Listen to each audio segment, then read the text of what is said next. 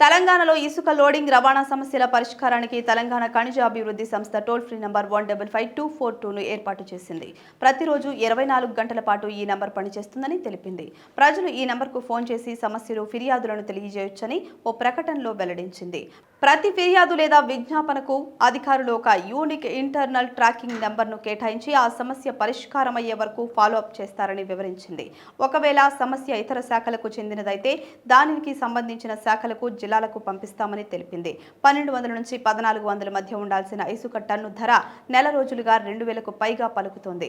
రీచ్ల వద్ద లోడింగ్ కోసం 2 రోజులు వేచి చూడాల్సిన పరిస్థితి ఏర్పడుతోంది. నిర్మాణదారులు తీవ్ర ఇబ్బందులు పడుతున్నారు. ఆర్డర్ ఇచ్చిన వెంటనే ఇసుకను ఇంటికి సరఫరా చేస్తామని అధికారులు చెబుతున్నారు.